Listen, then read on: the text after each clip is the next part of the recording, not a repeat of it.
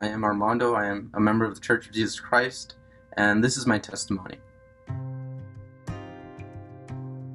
I was blessed to grow up in the Church of Jesus Christ with the love and the nurture of the brothers and sisters and my family. One of the things that we were taught, loving one another and loving God, really stood out to me, and it translated to my everyday life. I was able to notice a difference between the love that I felt from a brother and sister, even just giving me a hug or just smiling at me, compared to even hanging out for hours playing around the neighborhood with the kids. I always felt more at home in the church. I felt well received, and even though it was people that I didn't spend most of my time with, I felt like their love was genuine, and it was all made possible because the things that we were taught in the Bible and in the Book of Mormon. And it was very beautiful because it just translated not only to my life, but to the life of the family that I grew up with. Growing up, I grew up with asthma, which was something that hindered me greatly. I wasn't able to do many of the activities that other kids could do, and so one of the things my mother suggested was that I would go get prayed for by the ministry in our church. And as the hands were laid upon me and I was healed of my asthma, I was able to reflect that, the Lord truly loved me. It made me feel special. It made me realize that that I was special before the Lord. So, and with the healing, it taught me that whenever I have a problem, I can go before the Lord to get prayed for, and that was my fountain that I could go whenever I was thirsting spiritually or naturally, and I needed something before the Lord. Leading up to my baptism, I had many questions, my doubts, my insecurities, and I asked the Lord. I was asking the Lord for truth. I was listening to sermons of how the Lord could do all these great things, and the question I asked myself was, is all this true? So when one of the youth retreats we had, I remember I was with a bunch of young people, and I kind of put myself aside mentally, and I looked up to the stars, and I remember asking the Lord and pondering everything that I just heard that weekend.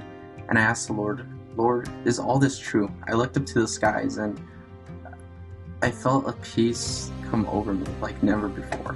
And I started crying in the midst of all these young people who didn't know what I was thinking, didn't know what I was going through. But I felt that the Lord was confirming to me, yes, I am true. Everything you heard was true. It's just a matter of, do you want to seek me?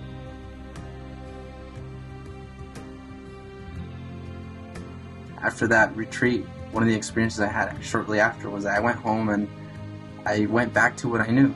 I put the beautiful thing that I felt, I put it aside and went straight back to what I knew, not knowing that the Lord still wasn't done calling me. But this time, instead of a testimony of peace and showing me the goodness of God, God allowed me to see that there was a different path that I could also choose, and that path was living a life without Him. And in this experience that I had, after being at camp out, I began to realize, and I went back to my old things, and as I was doing things that I would normally do, I felt this emptiness and this fear came over me, and I asked, why is this happening? Why do I feel this way? But then I went to my mother, and she said, you just came from a camp out. You just felt the Spirit of God. You just felt the goodness of God. This is God showing you.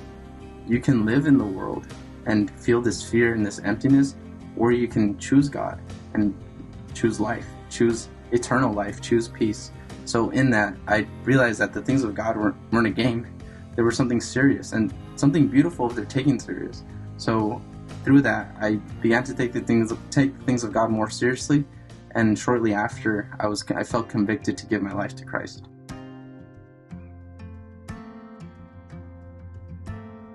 So after I was baptized, one of the things that I kind of faced early on was the challenge of always asking myself, am I doing enough? Am I doing what's right? Am I persevering like I should? And I realized that all those questions that I was asking myself were based on my own judgment, my own works, if you could say.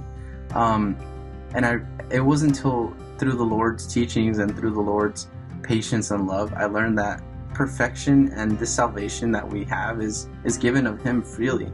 It's given of Him with all His love, not of our merits, but through Him. So through that, the blessing that I received was that I was able to learn that Jesus Christ, and through His atonement, not of me, not of myself, but of Him, I was able to persevere. As long as I keep coming back to the Lord, as long as I continue to do the best that I can and putting the Lord first, that was how the Lord taught me that I could persevere to the end.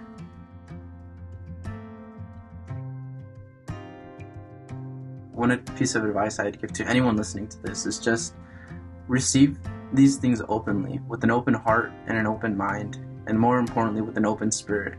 And ask the Lord if all these things that you heard are true, so that they're not just words that you hear coming out of my mouth or words that you read on a book, but that they become live in your testimony, in your everyday life. And that's through that, that's how the Lord speaks to you and how the Lord will confirm to you if these things are true.